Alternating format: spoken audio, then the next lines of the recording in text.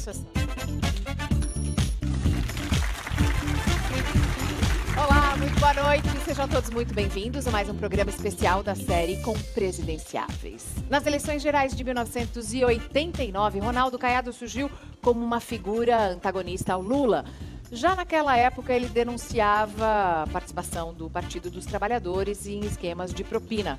Agora, para 2018, Caiado surge novamente como um nome para a presidência e já disse que quer novamente bater de frente com Lula, disputar diretamente com o ex-presidente. Ronaldo Caiado é o meu convidado de hoje e responde às suas perguntas ao vivo pelas redes sociais. Boa noite, Mauro. Boa noite, Mariana. Boa noite a todos que nos acompanham. Você pode fazer suas perguntas pelo Twitter, mande suas perguntas, seus comentários. Eu já estou com a página aberta aqui, é só colocar a hashtag do programa. Hashtag Mariana Godoy Entrevista. Manda pra gente, estamos aguardando a sua participação. Então, muito boa noite, senador. Muito obrigado pela presença. Boa noite, Mariana. Muito obrigado pela oportunidade.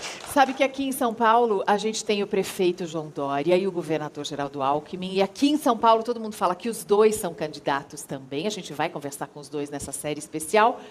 E aí o seu partido, o DEM, também tem conversado com o Dória. Então eu quero saber, quem pode ser o candidato ou quem tem preferência no DEM? O senhor ou o prefeito de São Paulo que está de conversinhas com todos os partidos agora? Bem, que conversa conosco também. Tivemos a oportunidade de jantar com ele. Né? Várias conversas já foram feitas. Neste momento é hora de nós articularmos politicamente.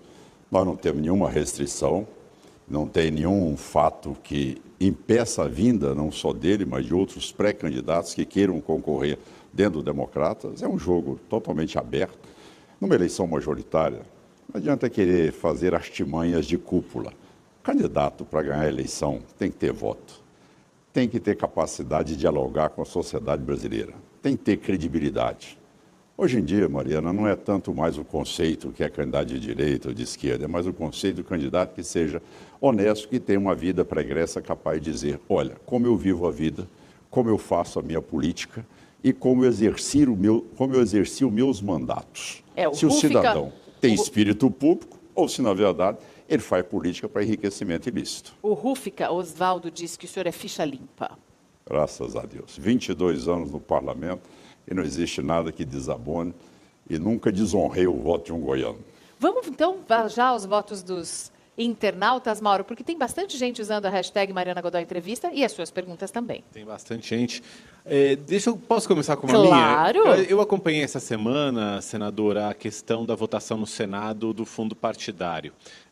O senhor saiu derrotado, o senhor defendia que esse fundo, para financiar a campanha eleitoral do ano que vem, tivesse um teto. E a proposta que foi aprovada foi uma proposta de cerca de 1 bilhão e 700 milhões, mas que permite que esse valor cresça indefinidamente. Como é que vai ser financiada essa campanha? E como é que a sua campanha seria financiada no mundo ideal, do que o senhor realmente gostaria que como fosse? Nós temos que entender que nós vamos para uma campanha eleitoral no momento mais grave político do país, numa crise de proporções inimagináveis, com 14 milhões de desempregados, com a classe política desacreditada. Eu pergunto, é correto manter regras com orçamento restrito para a saúde, educação, hoje, na área de saneamento básico, e você retirar de um orçamento, quando eu cobrava qual é o teto, porque inicialmente se tira de um orçamento 1 bilhão e 300 milhões de reais. Dinheiro que seria utilizado para que chegasse nos municípios do nosso país em forma de escolas, de rodovias, de hospitais, enfim, de tudo isso. Agora, como você explicar isso à sociedade? É uma total falta de sintonia do Congresso com as ruas. Parece que a pessoa está legislando num outro mundo. É o momento hoje, é outro momento. Então você tem que fazer uma campanha eleitoral que eu chamo a campanha cara limpa. Campanha quem pode andar nas ruas tem condições de ser candidato. Quem não pode andar nas ruas do país não tem condições de ser candidato. E outra coisa, a minha proposta, retirar o tempo de horário gratuito de rádio e televisão, que nunca foi gratuito, e que custa aos cofres públicos 1 bilhão e 500 milhões de reais. Ou seja, hoje a realidade nossa é uma campanha pé no chão. Não é uma campanha, para vocês terem uma ideia, em 2014, se gastou 6 bilhões e 200 milhões de reais, só o que foi contabilizado, sem falar o por fora. Em comunicação... Em campanha política. Nas campanhas eleitorais de 2014. Você é de presidente e deputado estadual, governador, senador e deputado federal. Ora, imagina bem o Brasil hoje, com a crise que está vivendo, destinar 3, 4 bilhões de reais para uma campanha eleitoral. A sociedade já não suporta mais, tá certo, gastos que não sejam explicáveis, imagina para se gastar numa campanha eleitoral. O senhor disse que parece que eles estão legislando em outro mundo. É um mundo que chama em causa própria. Sim. E esta causa própria, nós realmente na votação, como ele colocou, eu perdi entre aspas. Foi mais ou menos uma manobra, que nós não vamos cansar aqui os telespectadores sobre o regimento. Mas, na verdade, o que ocorreu é que eles não colocaram a matéria no mérito em votação. Botaram uma verificação de preferência e, como tal, eles votaram simbolicamente. Ou seja, cada um levanta a mão ou não e o presidente interpreta dentro daquilo que ele previamente já está com vontade de interpretar. Olha, o Fábio Baeta quer saber qual é a estratégia para administrar um país com tanto político envolvido em esquemas de corrupção. Olha, eu quero dizer a todos, até porque esse programa seu tem uma importância ímpar. Vou dizer uma coisa, em primeiro lugar, eu sou um médico, eu exerço a profissão há 43 anos. Eu sou político com mandato há 22 anos.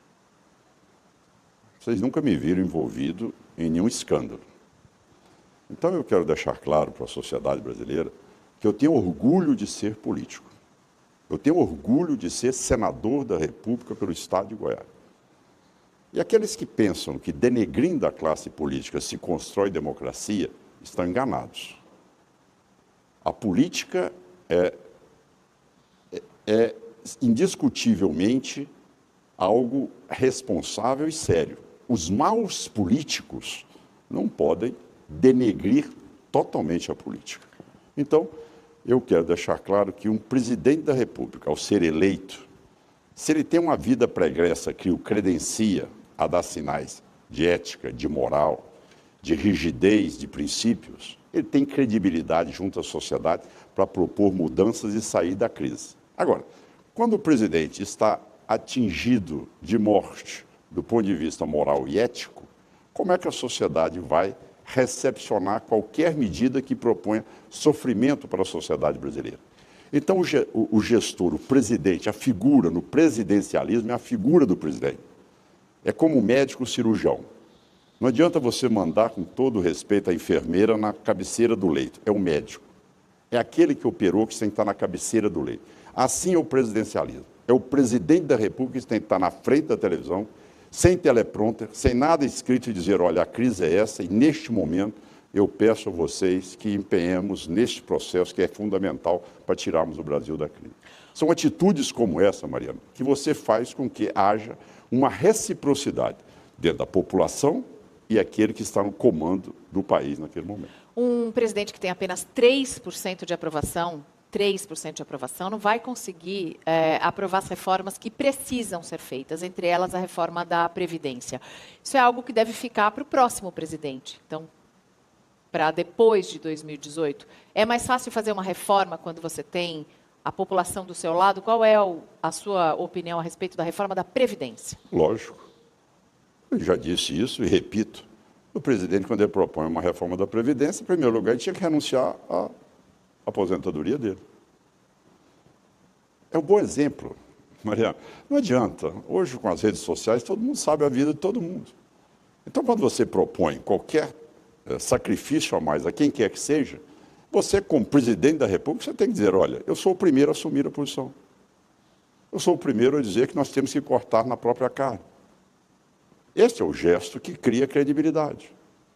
Então, é assim que eu entendo a figura de um presidente da República. É dar sinais de que ele está envolvido diretamente naquilo que a sociedade precisa de auxiliar, o que é o respeito, a ética, a postura com espírito público, conter despesas, coibir quem quer que seja, ter autoridade moral para demitir qualquer assessor, qualquer ministro. O presidente Michel Temer disse que demitiria se ele tivesse ministros que fossem denunciados, agora ele tem e não demitiu. Pelo contrário, transformou secretaria em ministério. A mesma coisa que a Dilma queria fazer com o Lula. Para ter foro. Mas tudo bem, mas Mariana, olha, Nós temos que... Não, estou defendendo nós temos não, que só ter estou falando que nós todo temos mundo que está ter fazendo isso. Nós temos que ter um comportamento que não seja fulanizado. Não seja para A ou que seja para B. Mas um comportamento que seja uma regra única, independente de quem ali está sendo julgado. Eu entendo desta maneira. Tá bom. E é assim que eu acredito que a política deve ser feita. Então não vamos fulanizar. Eu não vou falar o nome do Aécio Neves, mas um senador que foi gravado com um empresário, Joesley Batista, que teve o áudio divulgado, que nesse áudio está negociando indicação para estatais também, além de pedir dinheiro que viria numa mala com o primo que ele mata se delatar. Esse senador, que não preciso fulanizar, mas um senador que faz isso, não envergonha a casa? Lógico. Não tem nenhuma dúvida disso. E esse é o que nós queremos. Tanto é que desde o governo Dilma, quando ela foi impeachmentada, eu era o defensor da tese da antecipação das eleições para presidente da República e para todos os deputados e senadores. Essa é a realidade. Mas aí eu vou este fulanizar. modelo que está implantado é a continuidade do modelo que estava sendo executado no país. O que é o Michel Temer? Ele não é exatamente o suplente de um mesmo, a vice de um mesmo modelo? O que é que você vai esperar? Deixa eu fulanizar. O pé de manga não vai dar abacaxi. Aécio Então, Neves... essa prática, ela continuou. Esse é que é o problema que nós temos que mostrar.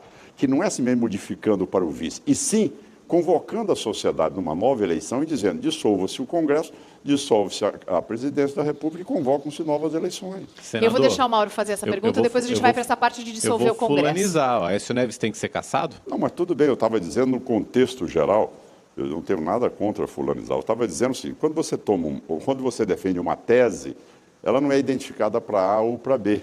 Você está entendendo? Porque senão, da mesma maneira como ele está praticado, você tem também o Lula com 7 processos, já é réu, Zé Dirceu e tantos outros que, no entanto, estão soltos. Então, você vê que existe uma realidade que ela tem que ter uma norma e uma regra única. Entendeu? O senhor é a favor da cassação do Aécio Neves? Olha, esse é o processo de rito. Tá certo? O Supremo está julgando. No momento que o Supremo julga e encaminha para o Congresso Nacional, o Congresso Nacional responde imediatamente. Mas agora tem uma representação do PT no Conselho de Ética. Transferiu o Delcídio, na mesma hora, em 2 minutos, em menos de 24 horas.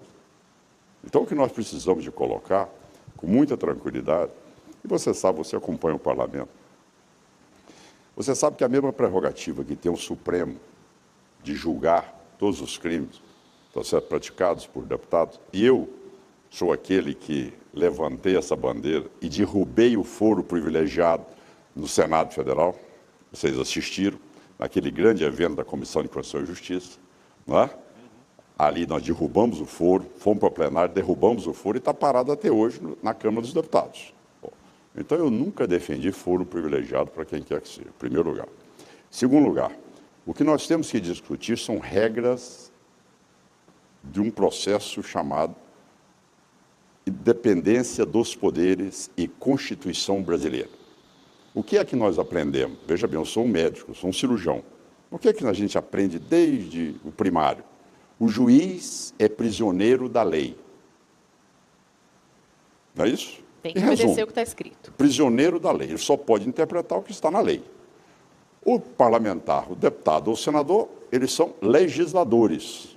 Eles fazem as leis. Não é? E o executivo implanta todo o orçamento e todas as regras para o país poder amanhã se desenvolver ou atender às necessidades. Como tal, o Senado Federal e a Câmara dos Deputados têm prerrogativas constitucionais. O Senado, por exemplo, pode julgar o ministro por crime de responsabilidade do Supremo Tribunal Federal. Senador, o senhor está demorando para responder sobre especificamente o Aécio Neves. Como é que o senhor votaria, por exemplo, nessa comissão de ética do Senado? O senhor é a favor que ele fique? O senhor votaria assim, olha, o juiz não... Sim, eu nunca passei a mão em cabeça de quem quer que seja envolvido em escândalo. Ele tem que mostrar a cara dele, tem que se denunciar, e tem que provar sim ou não. E tem que sair do Congresso para fazer isso? Tem que sair do Senado? Não, ele tem que ser julgado. Ele precisa ser julgado. O que é que a lei diz? Você não pode, tá certo, fazer pré-julgamento de quem quer que seja. Você não pode fazer julgamento inquisitivo. Tá certo? Você diz que tem as provas. Os maiores bandidos, com todas as provas, têm direito à defesa. Agora, eu jamais na minha vida comunguei com teses que venham dificultar ao cidadão amanhã a ter levado adiante a sua denúncia. Isso não faz parte da minha trajetória. Mas vamos ser bem explícitos, já que vocês estão puxando o caso especificamente. O deputado ele foi ainda denunciado no Supremo. O caso no Supremo, ele não foi julgado. Mas o Supremo já tomou uma decisão, por exemplo. Como? Na primeira turma do Supremo, eles já tomaram uma decisão. Não, mas ele não foi que o julgado Aécio sobre fique o crime. casa Ele não foi à julgado noite. sobre o crime, Mariana. Veja bem. Não. Não foi julgado sobre o crime, entende? Então, se nós, senadores da República, amanhã estivermos julgando um crime de responsabilidade de um ministro do Supremo, nós, no Senado Federal, podemos dizer que o ministro tem que ser afastado da função de ministro do Supremo e tem que ficar com prisão domiciliar. Então, veja. Então, essa é a pergunta que eu lhe coloco. O Senado tem a prerrogativa de julgar ministro do Supremo. Ok, o senhor está dizendo cada um no seu quadrado. Exatamente. Então, o que a Constituição diz? No momento em que o Supremo decide e condena, manda para o Congresso julga. Ok. Todo. Entendeu? E é o que vai acontecer. Não tem por que ter problema. Não chegou do Eduardo Cunha? Não foi julgado em poucos minutos? Hã? Não chegou do Delcídio? Foi votado na mesma noite? Então, qual o problema? Por que criar essa situação que causa muito mais uma ruptura de convivência entre os poderes num momento grave que passa o país, do que a construção de uma solução para que a justiça seja praticada? E ninguém vai impedir. Eu nunca passei mão na cabeça de bandido. Eu nunca contemporizei bandidagem, nunca convivi com bandidagem. Agora, eu sou um homem que prezo a instituições. Né? O que eu não admito é populismo, demagogia que amanhã venha desrespeitar as normas constitucionais. Porque aí não é democracia, aí é vontade do humor de cada um. Tá certo? Aí tudo bem, o cidadão decide, vai lá, como é na Venezuela, manda prender, manda fechar, manda fazer o que achar que deve fazer. Não é essa a regra que aí nós é o estamos populismo. vivendo. Olha, sobre a relação... E o Brasil está vivendo um momento ímpar, Mariana. Nós nunca tivemos a oportunidade de ver o que nós estamos vivendo. Nem Pode me fale. parecer frase feita, Não, nem mas me as fale. instituições estão funcionando e você vê empresário, você vê político, você vê gente do Ministério Público, você vê gente do Judiciário, tudo hoje na cadeia. Coisa que não se via. É. Então nós temos que acreditar que o processo é bom e que a eleição de 2018, aí sim, nós temos que dizer bem nos olhos aqui de todos os eleitores, saber, e aí, o que você vai votar em 2018? É. Quem que você vai colocar no Congresso? Quem você vai colocar na presidência da República em 2018? Isso é muito importante. Esse é o desafio do momento. Por exemplo, continuando nesse assunto, o senhor perguntou agora para o nosso público em quem você vai votar, já né, estimulando talvez uma renovação, não sei. E aí o Fábio Baeta pergunta, não só ele, como mudar o cenário político com as figuras repetidas? Deixa eu localizar mais um aqui. Olha, o Márcio Álvaro, ele fala, se querem modificar, porque sempre os mesmos candidatos, onde estão as outras pessoas para mudar? O senhor acredita que vai haver renovação nessas eleições de 2018? E eu complemento a pergunta perguntando, o senhor acha que ainda pode chegar um aventureiro de última hora, um Joaquim Barbosa, por exemplo, ou alguém que ainda não esteja no cenário político e leve essa? O senhor tem medo disso? Seu partido tem conversado com um apresentador de televisão bastante famoso. Quem é o também. Luciano Huck? Luciano Huck também. Veja, eu primeiro eu acho que todas as pessoas devem tentar a política. Então, não vejo por que a pessoa ter rejeição à política. Então, as pessoas que formularam a pergunta deveriam ser os primeiros aí a se filiarem a um partido e se lançarem também como candidato. Por que as mesmas figuras às vezes se repetem? E por que não se tem essa renovação? Já que não é um cargo vitalício. De 4 em 4 anos você tem exatamente o quê? Uma eleição. Então, eu acho que nada melhor para estimular o processo eleitoral do que você ter novas figuras que venham debater, mas também que venham mostrar competência no plenário. Não é? Você vê pessoas que chegam lá com uma votação expressiva e que, de repente, não debatem, não conhecem o regimento, não apresentam alternativas, não apresentam projetos, não discutem o momento político nacional. Não é apenas ser eleito, é ser eleito e mostrar competência para poder debater. Eu acho que essa é a função do político, entendeu? É de construir uma legislação, é de opinar sobre temas relevantes, é de antecipar crises, é de ter a coragem, independência moral, de assumir posições que não sejam simpáticas em certas horas, mas que ele tem credibilidade para assumir. Então, é assim que eu enxergo a política. É assim que eu faço a política. Não é nada diferente do que eu faço a medicina. É exatamente com transparência. Não é com a tese, tá certo? De que, olha, é de bom tom falar isso agora. Não, ainda é falar de acordo com a consciência da gente. Eu aprendi algo muito cedo, Mariana. Ou seja, você deve fazer política o seguinte: primeiro, você consulta a sua consciência. Em segundo lugar, você consulta o seu país.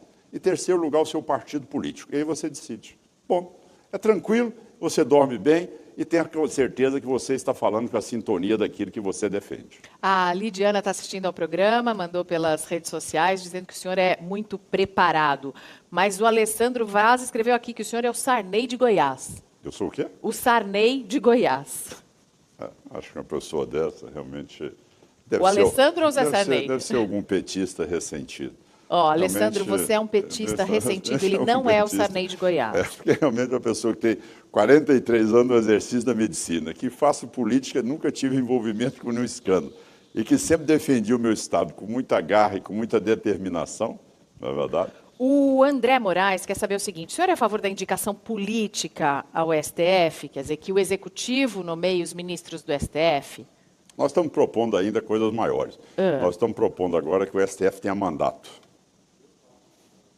por 10 anos. Entendeu? Uma PEC está tramitando e nós temos um apoio já grande de senadores, é de iniciativa da senadora Ana Amélia, e nós esperamos poder votar essa matéria o mais rápido possível para que tenha um período, que não seja um cargo vitalício. Que de 10 em 10 anos possamos ter uma renovação no Supremo Tribunal Federal, como em outros cargos também que são vitalícios. O senhor disse em entrevistas recentes que gostaria que o Lula fosse candidato, sim, porque o senhor gostaria de fazer esse embate, né? Assim como foi feito em 1989, o senhor gostaria de ter essa oportunidade de novo.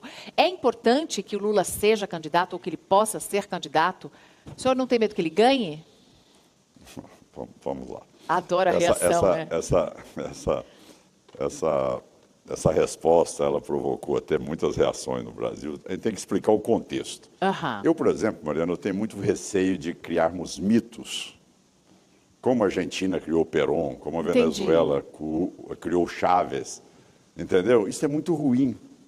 Então, quando eu falo que nós precisamos... Mitos, né? Hã? Mitos mesmo. Exato, é que esses mitos que confundem a cabeça e, de repente, o país não caminha. Fica vinculado àquelas teses tão antiquadas, populistas, que o país fica amarrado e não avança em melhoria da qualidade do povo. E fica sempre nas mãos de um populista, de um ditador, de uma pessoa que realmente faz essa politicagem de achar que o Estado tem que fazer a tese paternalista para tudo, entende? Então, quando eu coloquei a necessidade do Lula vir para o debate, porque eu nunca me enganei com o Lula. Desde 89, no debate, eu disse ao Lula: se você um dia chegar ao poder, nós vamos visualizar, tá certo? A mais dramática gestão que o país vai passar por ela.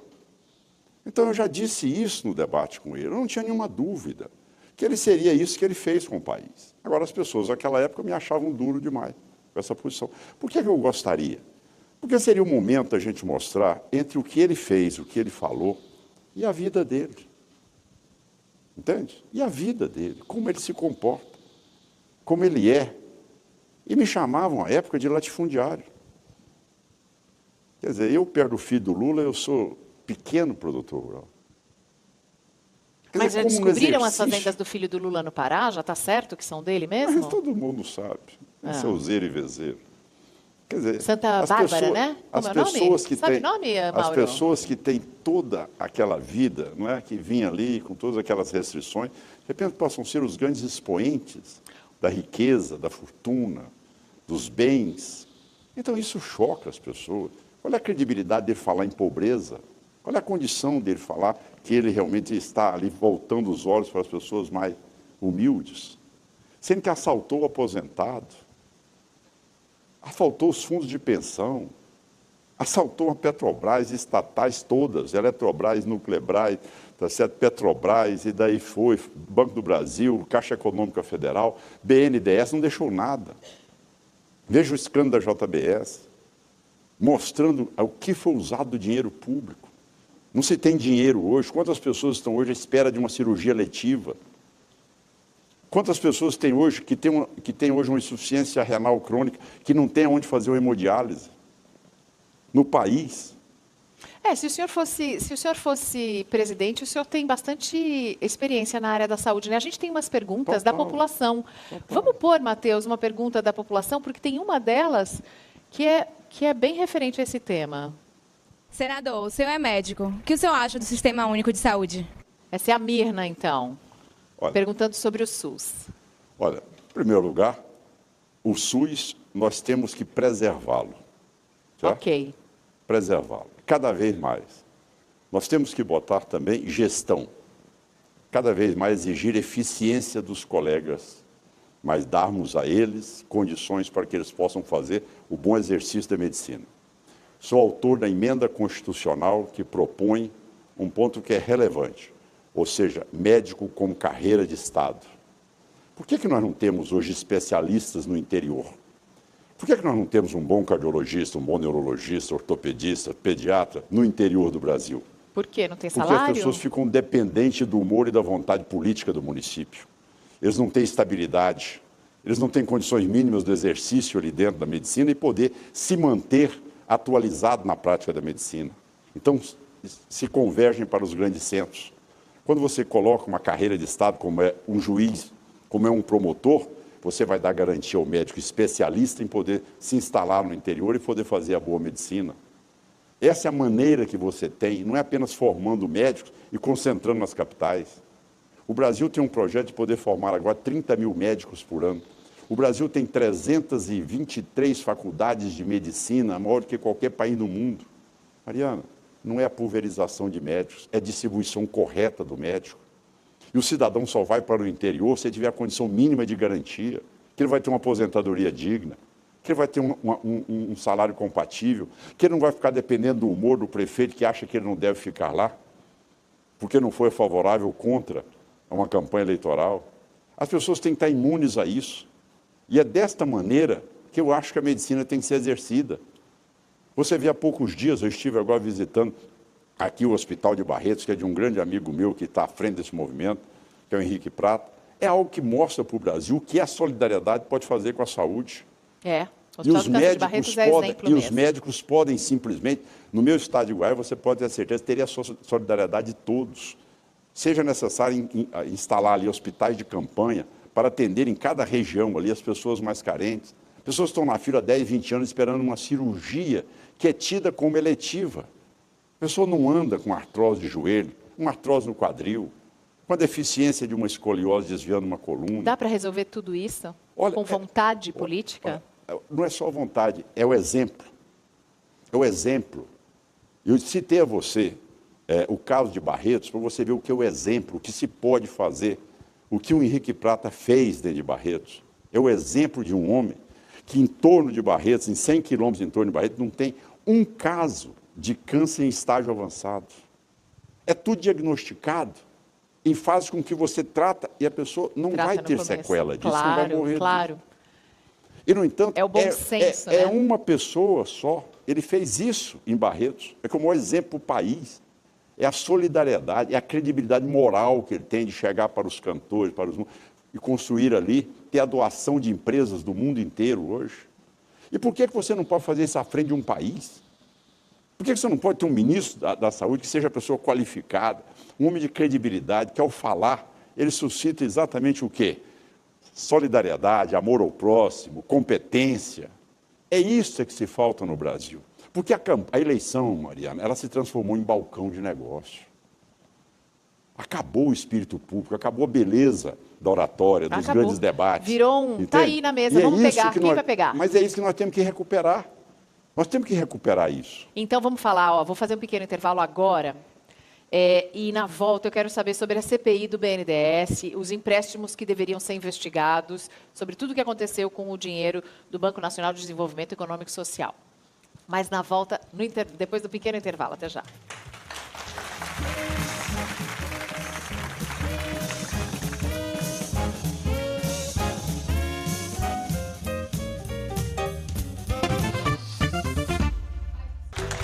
Voltamos ao vivo com o senador Ronaldo Caiado. Eu quero perguntar sobre a CPI do BNDES, que está no Senado. O que é que vocês esperam encontrar? Com quem será o primeiro a ser ouvido?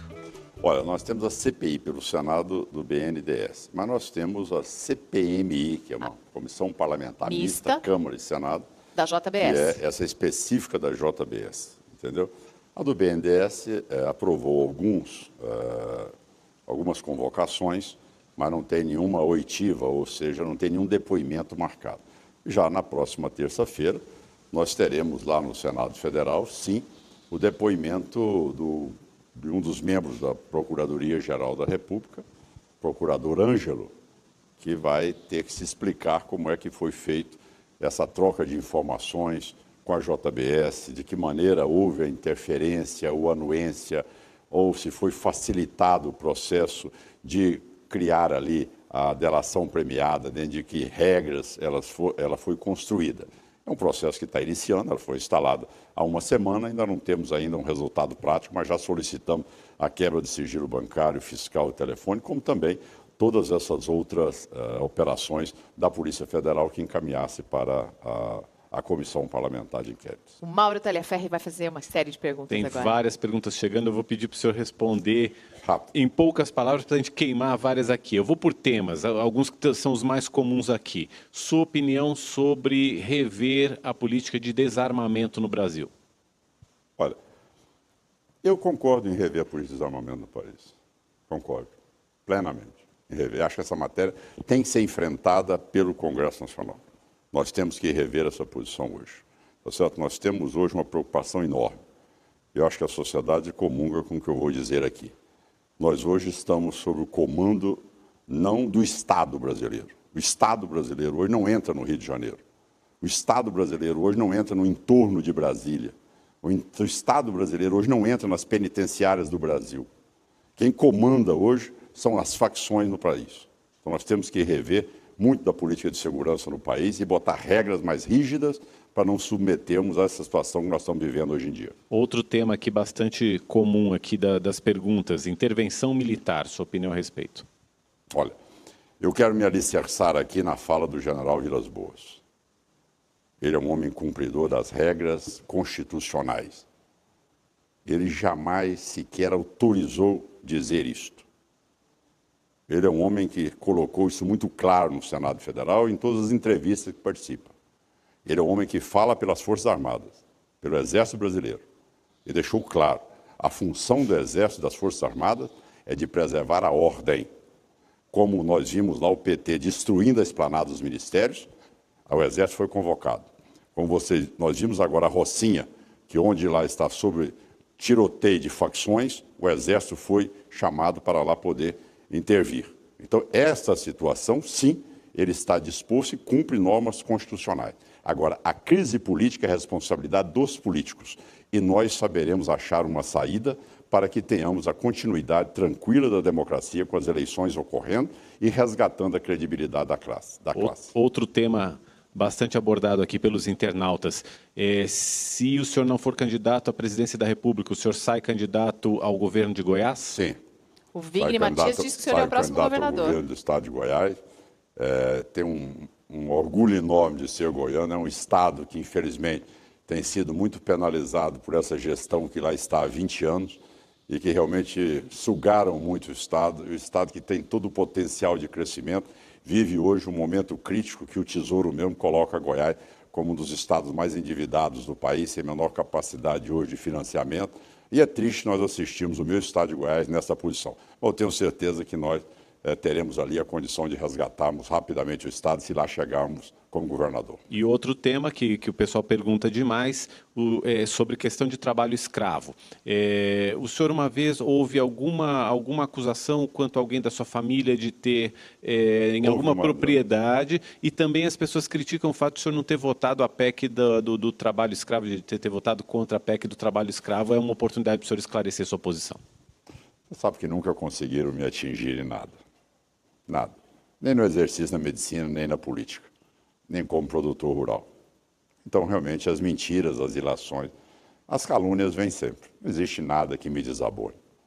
Teve um primo meu que realmente foi citado e que teve a defesa e mostrando que lá foi muito mais uma fiscalização no sentido de tentar achar alguma coisa que pudesse penalizar o Ronaldo, porque o gerente dele tinha o nome de Ronaldo e como na região era chamado de Ronaldo dos Caiados. Então está aí. Era o Ronaldo que trabalhava para os Caiados? Para os Caiados, exatamente. Trabalhava para o meu primo. Então esse é o motivo de toda essa terra. Nunca existiu nada em minhas propriedades. Nunca existiu nada, tá certo, que desabonasse o meu convívio e a relação com os meus funcionários. Pelo contrário, extremamente respeitosa e sempre mantive essa boa convivência. Segundo ponto, deixar claro que essa tese, ela não progride porque as pessoas me conhecem. As pessoas sabem quem eu sou. Então é muito comum a tese de que, olha, o Ronaldo Caiado, ele é muito, assim, brigão. Você vê, mas, Mariana, roubaram o meu estado agora há pouco, entregaram a maior empresa do Centro-Oeste por 1 bilhão e 200 milhões do governo do estado, e, no entanto, fizeram uma lei em Goiás, do dia 24, do dia 22 de dezembro a 29 de dezembro, Mariana, e deram uma anistia para a JBS de 1 bilhão 942 milhões de reais em 7 dias. Será que isso vai poder ser revisto agora? Lógico. Com tudo que está acontecendo? Lógico. Pronto. Eu já entrei com recurso como esse e vou levar isso adiante. Nós temos que ressarcir os cofres públicos com esse 1 bilhão de reais que foi dentro do entendimento de última hora. E dizer, no meio das festas, né? No meio das festas, dia 22 de dezembro ao dia 29. Entre o Natal e o Réveillon. Natal e Réveillon. Só por 7 dias que prevaleceu isso. E naquele dia, tá certo? A JBS, que era a maior devedora, que devia 1 bilhão e 300, vai pagar durante 15 anos 300 milhões de reais e teve uma anistia de 1 bilhão. Então, quer dizer, as pessoas então saem dentro dessa tese para dizer, olha, o Caiado está brigando, mas quem é que não briga por causa disso? Qual é a minha função? É ser cordeirinho? É dizer amém diante de uma situação como essa? É ver uma penalização da estrutura do Estado? Então, qual é o sentido de eu ser senador da República? Então, esse é o fato. Eu vou para o debate em todos os temas. Não tem nenhum tema que coloque na pauta do Senado Federal que eu não esteja na tribuna debatendo. A questão da PEC do trabalho escravo, qual foi a posição do senhor? Em relação à PEC do trabalho escravo, você pode perguntar até o senador Paulo Rocha, que à época fez o acordo. Você sabe quem é que foi que emenda que instalou a punição do trabalho escravo no setor urbano? Foi minha. Foi minha, a emenda é minha, de minha autoria. O que se diz da PEC é uma coisa só. Você jamais pode tirar do cidadão o direito à defesa. Ele tem direito de se recorrer às instâncias para poder ser julgado. Ele não pode ser julgado pelo Ministério do Trabalho, porque esse ele é julgado no Poder Judiciário. Quem julga não é o Ministério do Trabalho. Se chega aqui, tem uma pessoa amanhã que esteja sem uma carteira de trabalho, tá certo? A empresa não pode ser rotulada como trabalho escravo. É um processo trabalhista e que o dono terá toda a garantia de poder fazer sua defesa. Então, não é por questões ideológicas, é aquilo que a lei manda cumprir. Então, a definição do que seja ou não trabalho análogo ao trabalho escravo não cabe ao Ministério do Trabalho, que ideologicamente estava sustentado pelo governo Lula. Quem deve julgar se tem trabalho escravo ou não é o Poder Judiciário. Então, onde é que existe essa crítica? Nenhuma. É exatamente esse o texto, e tanto é que o texto aprovado é o meu, que eu incluí, porque nós tínhamos as facções de costureiras, que muitas vezes trabalhavam em condições também degradantes, é que nós incluímos isso e que depois se reproduziu em vários fatos que nós identificamos no Brasil. Tá certo? Então ninguém faz apologia, ninguém jamais na vida vai acobertar essa posição de trabalho escravo.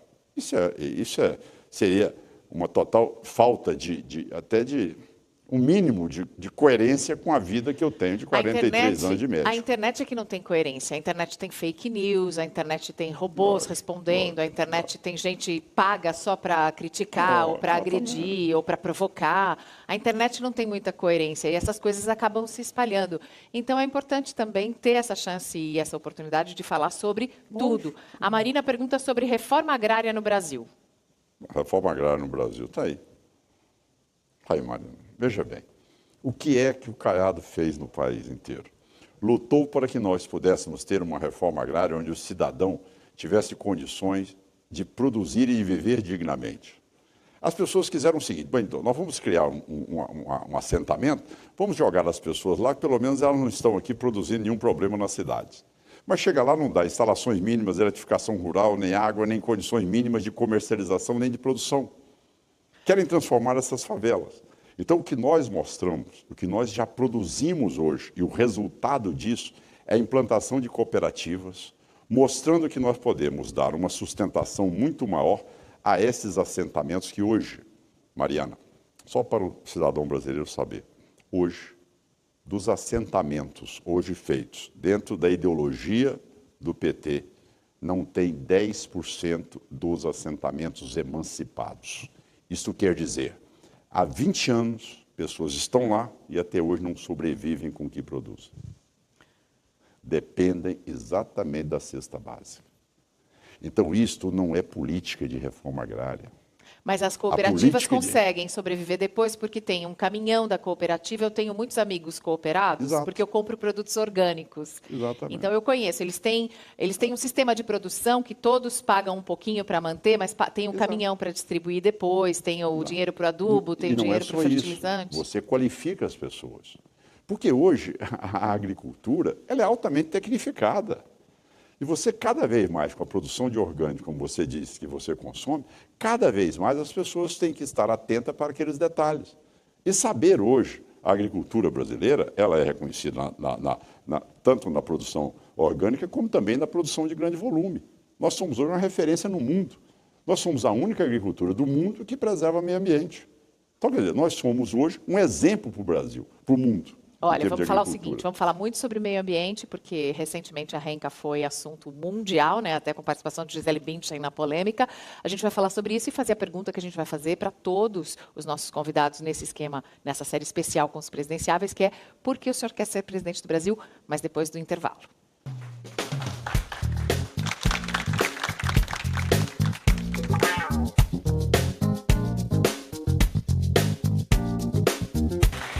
Aqui é assim, passa rápido, porque a gente tá, né, Mauro, fazendo todas as perguntas que vocês mandam. Então, vou começar pela pergunta do Jajá Lamota. Senador, fale sobre os crimes cometidos no MAN, em São Paulo. Marco Piccolo diz que se o senhor for candidato mesmo, o senhor tem o voto dele. O MAN, em São Paulo, fez uma exposição com um homem nu e algumas crianças assistiram a performance de tocar no homem nu. Essa era a instalação de arte. Olha, é triste, né? Deprimente. Isso não pode ser chamado arte. Isso não tem nada a ver com arte. Isso é crime. Mas é crime mesmo? É crime. É crime. Mas não é pedofilia, é pedofilia? O Estatuto da Criança e do Adolescente prevê exatamente esse tipo de cena que foi feita. Tá certo? Mas não é uma exposição à nudez com uma intenção sexual? É crime. É crime. Está muito bem detalhado. No Instituto da Criança e do Adolescente, no Estatuto da Criança e do Adolescente, no ECA. Quem vai preso? Então, vai preso ali o ator, o responsável pelas crianças e quem realmente responsabilizou para que aquela peça fosse colocada. A pena é de 1 a 4 anos, lógico que vai variar sobre a responsabilidade de cada um. Agora, isso é crime, isso é inimaginável. Veja bem, Maria. Então, uma criança não pode ir a uma peça de teatro que tenha nudez e que tenha... Nem tirar foto com crianças. Tá certo? É impedido isso, está muito bem detalhado. São 3 ou 4 artigos do Estatuto da Criança e do Adolescente que proíbe toda e qualquer prática. Cita peça de teatro, cita cinema, cita fotos. Mesmo acompanhado dos pais. Programas de televisão, tudo. É crime. Olha, isso é um desserviço desproporcional. Na hora que nós estamos intensificando a legislação contra a pedofilia, que nós estamos fazendo campanhas no Brasil, divulgando, fazendo rede nacional para poder coibir tudo isso. CPI da pedofilia. Faço aqui homenagem ao Magno Malta, que saiu no Brasil todo buscando esses crimes praticados. E, de repente, nós tentamos vulgarizar isso, colocar isso como fosse arte. Isso é crime. É lamentável. Isso é algo repugnante. Tá certo? Eu acho que isso aí é falha do Poder Judiciário, do Ministério Público. Eles deveriam responder rapidamente por isso, por omissão, e não terem não só interditado, mas decretado e julgado essas pessoas por prática criminosa. Está previsto em lei. Senador, uma pergunta que a gente faz para todos os nossos convidados aqui, e é a única que é igual para todo mundo, é por que o senhor gostaria de ser presidente do Brasil? Olha, você vê que essa ousadia minha começou em 1989. Eu tinha 39 anos, era o mais jovem candidato a presidente da República. Um orgulho para todo cidadão brasileiro. Sabe, porque eu acredito sempre no espírito público e ele pode, com exemplo, ele pode fazer grandes transformações. Mas também eu aprendi no decorrer da vida, tá certo, que tem uma dose alta do destino. A presidência tem uma dose alta do destino. Neste momento, o meu projeto tem sido trabalhar intensamente para poder governar o meu estado de Goiás, que eu tenho um orgulho enorme de ser goiano. Então, eu vou continuar a minha luta e, se Deus quiser, vou lutar para recuperar meu estado de Goiás e depois continuar nessa luta também em defesa do nosso país. Em defesa do nosso país, Gisele Bündchen saiu nas redes sociais criticando muito a decisão do presidente Michel Temer de extinguir a Renca na Amazônia para mineração. Qual é a sua posição sobre isso? A posição minha é totalmente favorável à derrubada do decreto que autorizava, até porque é inaceitável, inadmissível. Aquilo que você viu que estava sendo feito por garimpeiros, uma total desordem, consumo de mercúrio, comprometendo a saúde das pessoas, com sequelas inimagináveis, aquelas pessoas que estão ali trabalhando desordenadamente, irresponsavelmente. E o Estado brasileiro tinha que chegar naquele momento, não só coibir, definitiva, naquela mesma hora, e fechar aquela exploração de minério ali e não autorizá-la por qualquer outro meio que viesse não autorizar para os canadenses, né? Fala, Mauro. Deixa eu dar um recado para o Diego de Paula, ele está mandando uma pergunta para a gente, está perguntando para o senhor sobre o Estatuto do Desarmamento. Diego, ele já respondeu, aliás, tem várias perguntas que o senador já respondeu, a gente está no ar desde as 10h20 da noite, é o horário do programa, fica com a gente desde o comecinho. E depois você pode rever no site, E pode rever depois na internet a resposta do senador sobre a sua pergunta. Deixa eu fazer uma pergunta rápida. O próximo presidente da República vai pegar uma taxa de desemprego em torno de 12% e um déficit fiscal aí beirando 160 bi. Isso já no começo de 2019. Por que alguém ainda quer ser presidente desse país? É um processo desafiador, certo? Por que eu quero ser cirurgião de coluna quando muitas vezes as pessoas caminham por uma paraplegia? Mas quantas pessoas que eu não já operei, que já recuperaram, e quantas pessoas que vivem dignamente hoje sem escara, sem problemas pulmonares, renais, e que hoje continuam vivendo? Da mesma maneira, só que como cirurgião você faz um processo artesanal. Você, como político que tem espírito público, você faz uma ação que reproduz na melhoria da qualidade de vida de 200 milhões de brasileiros. Essa é que é a importância de ser presidente da República. Esse é que eu acho que é o fato maior de você poder dar exemplo e poder cobrar com que isso seja transmitido para toda a sociedade. Agora, numa situação como essa, alguém que não tenha experiência administrativa, por exemplo, seria um risco? Olha, sim. É por isso que eu falo, às vezes eu critico um pouco aqueles que chegam na tese só de outsider. Não, eu não sou político, sabe? Essas coisas não é que me irrita, mas me constrange um pouco, entendeu? Porque o senhor acha que como a pessoa quer se colocar num processo como não, eu não sou político, então você é o quê? Você assume, quer dizer, você está negando a sua própria identidade, você está falseando a sua identidade. Mas o DEM está namorando o Dória, que tem esse mesmo discurso de não sou político. Tudo bem, mas eu acho que ele vai se corrigir disso rapidamente, tá certo? Eu acho que o cidadão, vem cá, você exerce um cargo político. Aí você disse, não, eu não sou político. Então, vem cá, você está falsificando a sua própria identidade. Então você é o quê? Não sou político, então não entendo isso. Eu sou juiz, não sou juiz, eu sou um outsider. Eu sou um advogado, não sou advogado. É uma coisa meio complicada, meio hamletiana. Tá certo? Hamlet, ser ou não ser? Essa é a questão, né? Porque a população está mesmo com uma imagem muito ruim dos políticos em geral. Mas é da má política, Mariana. Me ajude nisso, pelo amor de Deus. Gente, é da má política. A política é necessária, é fundamental. A política só tem que fazer direito. É uma atividade nobre, séria. A política que você constrói as soluções. É na política que você constrói as soluções. Não são atitudes extremadas. Agora, a política é uma boa prática, é nobre. Agora, a má política é o que existe de mais nocivo. Agora, quem é que identifica? O eleitor em 2018. Ok. Muito obrigada ao senador Ronaldo Caiado, nosso convidado no programa especial sobre presidenciáveis, candidato do DEM, ou pré-candidato, ou candidato a candidato.